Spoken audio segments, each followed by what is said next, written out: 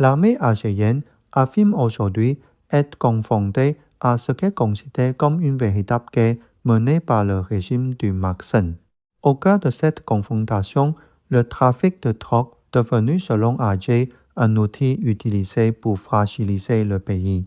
L'éditorial, publié ce mois-ci dans la revue officielle de l'armée algérienne, n'a laissé aucune place au doute. Le ton est direct, les accusations sont claires et les événements récents à la frontière ont fait des victimes. Une question domine désormais dans toute la région. S'agit-il simplement d'une tension passagère ou assistons-nous au début d'une nouvelle phase dans les relations entre l'Algérie et le Maroc? Dans cette vidéo, nous allons analyser les faits, examiner les déclarations officielles et replacer cette affaire dans son véritable contexte. Tout commence avec la prise de position de la revue de l'Armée nationale populaire, une publication qui reflète directement la vision de l'institution militaire algérienne. Dans son éditorial, l'armée affirme clairement poursuivre ce qu'elle décrit comme une résistance face à une guerre menée contre l'Algérie à travers le trafic de drogue. Elle insiste également sur le fait que cette mission est conduite avec détermination, engagement et une volonté qui ne faiblira pas. Ce qui rend cette déclaration particulièrement importante, c'est qu'il ne s'agit pas de simples propos lancés dans un débat médiatique ou sur les réseaux sociaux. Il s'agit d'une position officielle portée par une institution centrale de l'État algérien. Mais qu'est-ce qui a provoqué cette montée de tension? Ces dernières semaines, l'armée algérienne a mené plusieurs opérations dans les zones frontalières avec le Maroc. Selon les autorités, ces opérations ont conduit à la neutralisation de 5 trafiquants marocains et à l'arrestation de plusieurs autres individus. D'après la version algérienne, ces personnes étaient armées et impliquées dans des tentatives répétées d'introduction de drogue sur le territoire algérien. Pour Alger, ces opérations s'inscrivent dans la mission normale d'une armée chargée de protéger les frontières et la sécurité nationale. Du côté marocain, la réaction a été totalement différente. Certaines voix à Rabat ont affirmé que les personnes tuées étaient de simples civils et ont demandé l'ouverture d'enquêtes internationales. Des associations de défense des droits de l'homme ont même annoncé leur intention de saisir des organisations internationales pour examiner ce qu'elles qualifient de morts de civils non armés. Face à ces accusations, l'armée algérienne maintient sa position. Elle affirme que toute personne armée qui tente de franchir illégalement une frontière est considérée comme une menace selon les règles du droit international et les principes d'engagement militaire. Selon cette logique, toute armée dans le monde réagirait de la même manière dans une situation similaire. Mais au-delà de ces incidents, l'Algérie voit dans cette affaire un enjeu beaucoup plus large.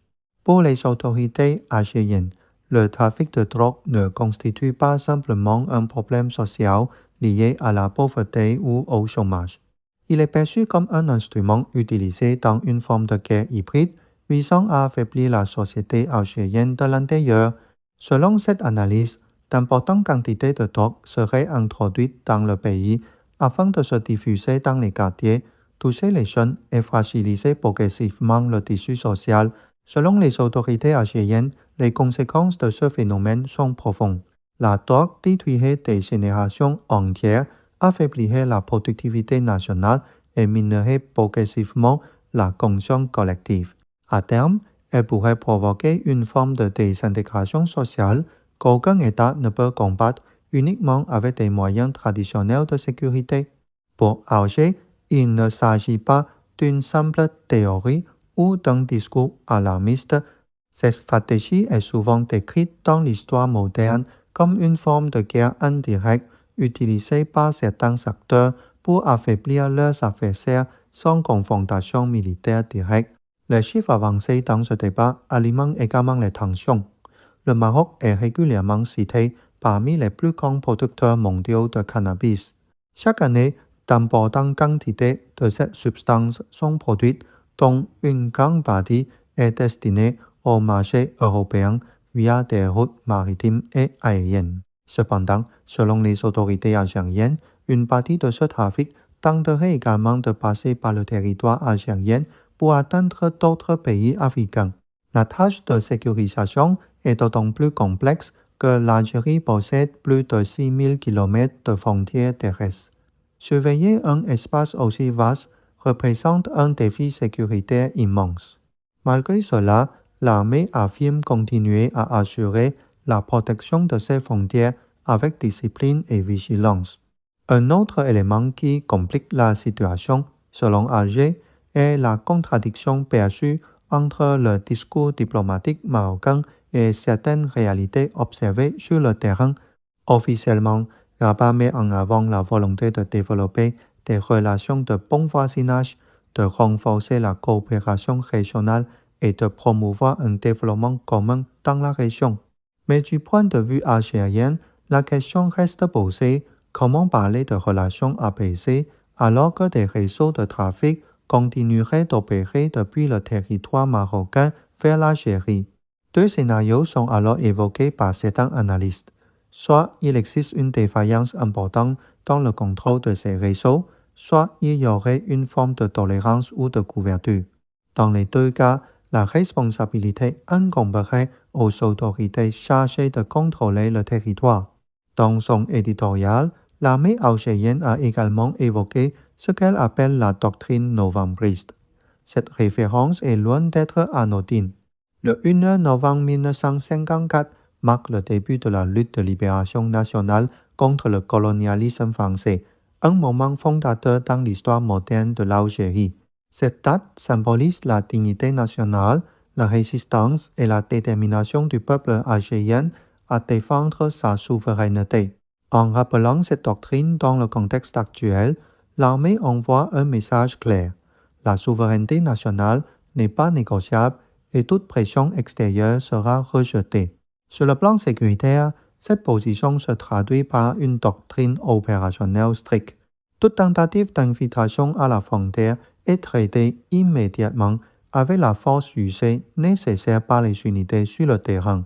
Cette approche signifie que les incidents frontaliers pourraient continuer tant que les activités de trafic persistent. Selon plusieurs observateurs, l'armée algérienne a démontré ces dernières années sa fermeté dans la gestion de ce dossier et rien n'indique qu'elle soit prête à changer de position à court terme. Sur le plan diplomatique, cette escalade place également le Maroc face à une situation délicate. Rabat peut choisir de répondre officiellement aux accusations, ce qui ouvrirait un débat international entre les deux versions. Mais un silence pourrait aussi être interprété de différentes manières sur la scène internationale. Dans les deux cas, la situation reste complexe et politiquement sensible. Enfin, au-delà du différend entre l'Algérie et le Maroc, le trafic de drogue est également considéré comme un problème régional plus large. Plusieurs pays du Sahel et du Sahara font face à la propagation de ces réseaux criminels qui utilisent différentes routes pour acheminer leur cargaison à travers l'Afrique du Nord et vers d'autres régions. L'Algérie, qui joue un rôle important dans la sécurité de la région du Sahel et du Sahara, est pleinement consciente qu'une infiltration incontrôlée de ses frontières pourrait transformer son territoire en véritable couloir pour les réseaux criminels vers les pays voisins. Une situation que les autorités algériennes rejettent catégoriquement. Ainsi, lorsque l'Algérie renforce la surveillance de ses frontières, elle ne cherche pas seulement à se protéger elle-même. Elle contribue également, selon sa vision stratégique, à préserver la stabilité de tout son environnement régional. Pour les responsables algériens, la situation actuelle est claire pour quiconque souhaite l'analyser avec objectivité, loin des préjugés et des interprétations hâtives. L'Algérie affirme avoir tracé des lignes rouges précises qu'elle n'entend pas franchir. L'armée agit sur le terrain, les messages officiels sont envoyés et les déclarations traduisent une politique cohérente et non de simples réactions circonstancielles.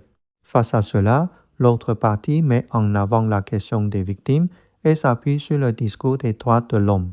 Mais, selon Alger, ces arguments ne changent pas la réalité observée sur le terrain, où les tensions ont atteint un niveau que personne ne peut désormais ignorer. L'Algérie affirme ne pas rechercher la guerre. Historiquement, le pays n'a jamais été connu pour déclencher des conflits dans une logique expansionniste ou pour défendre des intérêts étroits. Cependant, son histoire lui a également appris que la faiblesse n'apporte pas la paix, mais peut parfois encourager davantage de provocation. Pour cette raison, les autorités algériennes estiment que toute tentative de pression ou de provocation doit recevoir une réponse claire.